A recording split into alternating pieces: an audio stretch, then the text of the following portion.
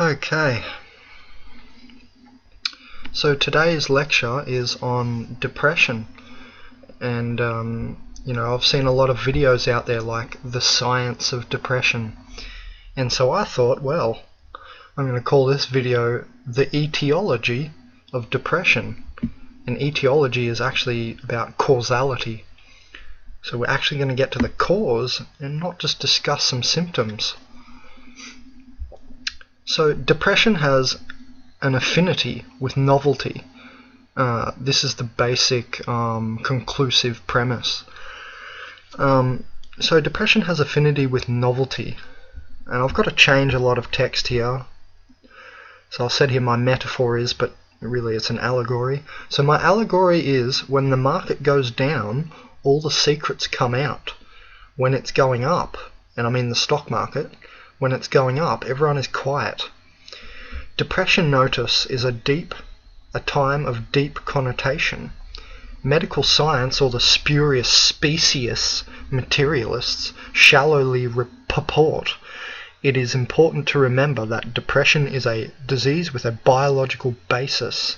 No, that's not the basis. You're not getting to any sort of cause.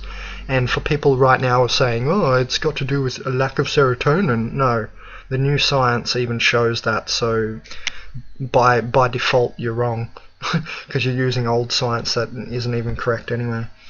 So anyway, but this is merely the surface of depression, biological markers and so on.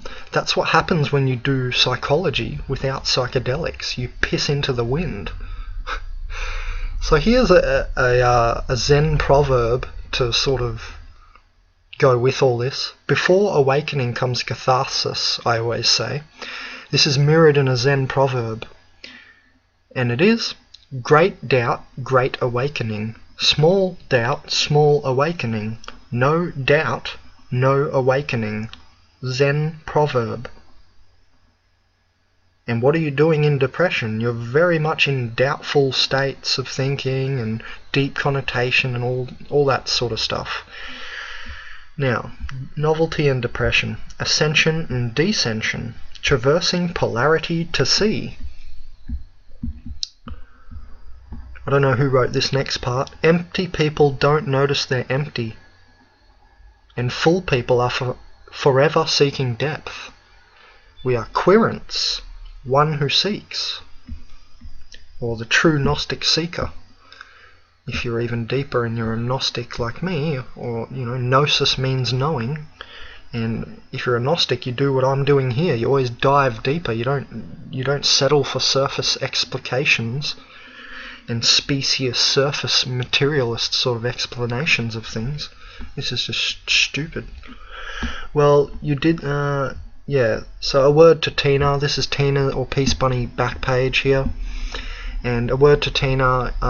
Thanks for making me think about this, because she wanted me to talk about depression, and I'm glad you said that to me, Tina, because all of this has really come out of that. So I just wanted to thank you, and we've had a bit of a falling out, but there'll always be a place in my heart for you. And who cares what I said to you and what you done to me? I don't really care about that. Egos like to steep themselves in their own noxiousness, and I'm not my ego. So alright. Yeah, all this sort of also sides with Carl Jung, the famous psychologist's sort of phrase, or he said something similar to this: no coming to consciousness without pain. And then, I talk about a whole lot of stuff here. It's not ultimately relevant, just a little bit of side adage. Now let's go down here. There's another thing that I find really relevant to mention. The initial revelation was followed by a pause of 3 years, a period known as Fatra, during which Muhammad, the Prophet, felt depressed and further gave himself to prayers and spiritual practices. Now, spiritual doesn't mean acting a certain way. Things will happen when you become spiritually vertical in your own light column rather than being made up of others horizontally. That's what spiritual means, to be vertical in your own light column. Now, things do happen when you become spiritual. You do become empathic more and compassionate and all that. But that doesn't define it. I just gave you the definition.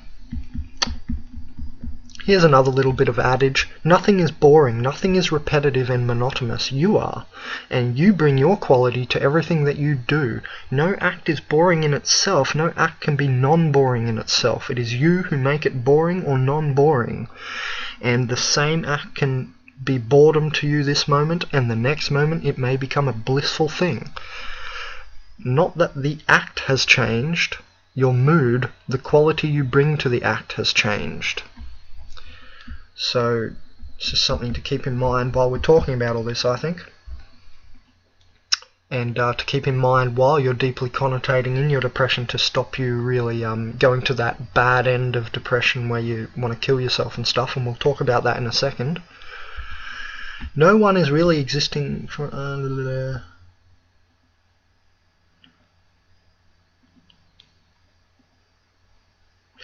no one... Yeah, well, this really I should add at the end, so we're going to come back up to that quote. So here's what I just wrote before to sort of summarize all this. So notice depression is a state of deep connotation on logos, ethos, and pathos, and much more.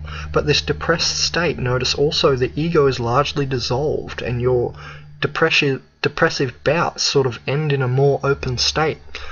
That's because there is a process, and the process is catharsis, where you're being pressed and the purging is occurring. Then it pops out into awakening, transmutation, transcendence, then double enlightenment. Now, it's funny to me that this process is actually mirrored perfectly in a psilocybe cubensis, or a magic mushroom trip.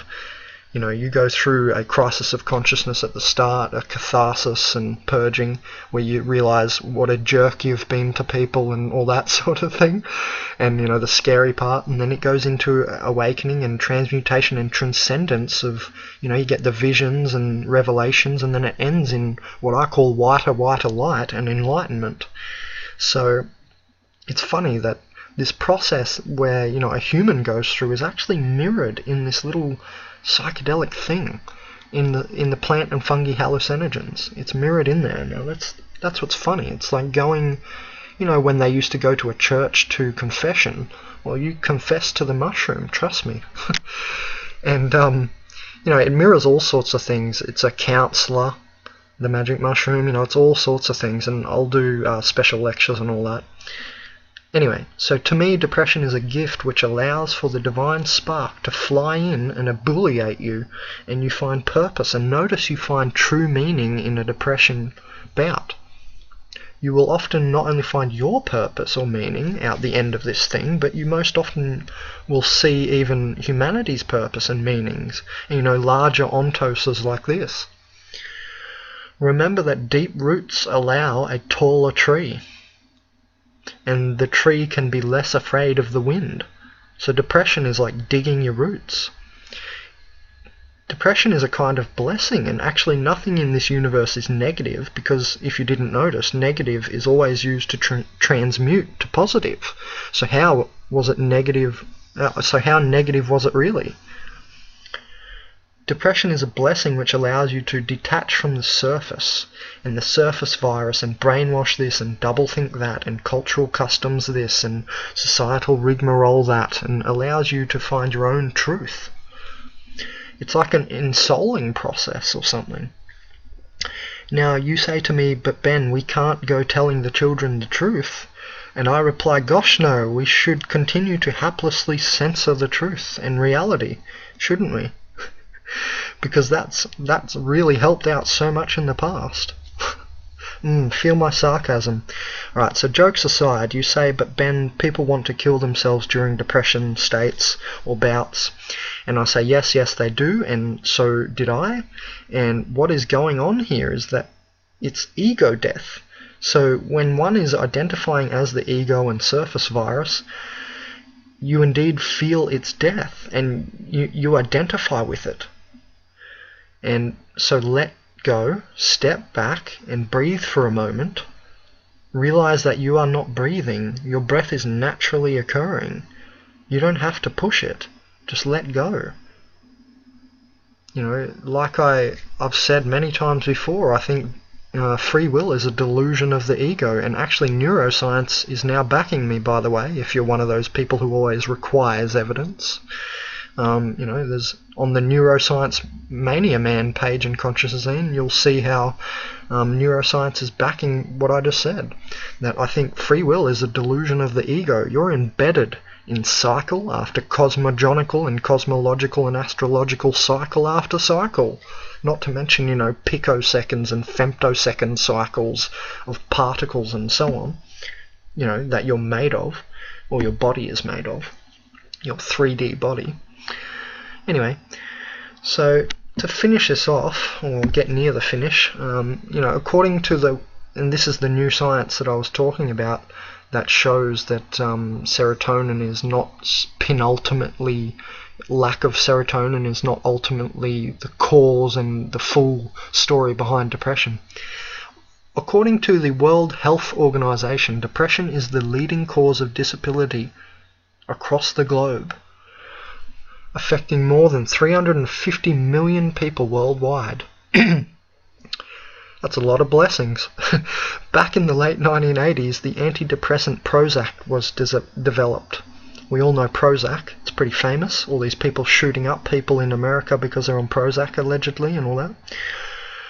Now, Prozac works mainly by increasing the amount of serotonin, a neuroendocrine secretion in the brain. It seemed to be effective, and so other depression treatments that acted on serotonin began to flood the market. And this is what happens when you don't take time to see how effective something really is. However, scientists know that 60 to 70% of patients taking such drugs continue to feel depressed. Anyway, so depression has some sort of affinity with novelty. Density of connection is increasing when the time wave zero is going down. Now, how to understand novelty is, again, not in a specious surface way, like a novel product. That's not how you understand what novelty is, by seeing a different new toy or something hit the market.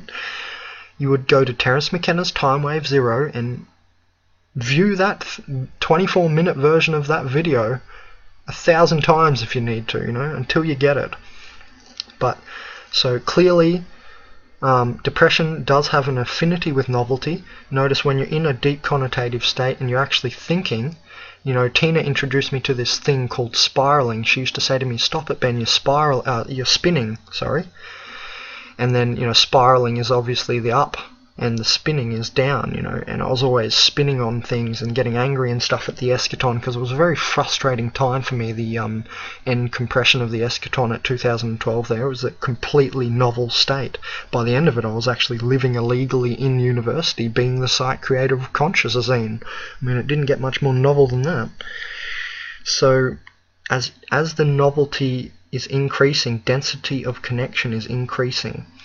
And that's why in depression you have this deep connotative sort of state going on. You're connecting all these neuronal dendritical connections in your brain, and, you know, connecting dots and all that sort of thing, and trying to figure stuff out. You're really trying to actually have a good think about things. So again, depression is a real blessing. In a sick society such as ours, it is more than natural to go into a deep connotative state of depression. It means you're dumping the bullshit to find the yellow brick road. And so, you know, I just wanted to quickly add this to the side. Oh, I misspelled it. But intelligence is the ability to see into things. Not as, that's what I said, not as what Stephen Hawking says, you know, intelligence is the ability to adapt. No, that's called adaptability, and, you know, that's comes out of the arse end of intelligence, you know. That's not the definition or etiological root of intelligence. So it's funny that affinity, the depressive state has an affinity with novelty, and I'll leave this all for you to look deeper into, but it's clearly true. And this is Benjamin Cowenberg from www.consciousazine.com.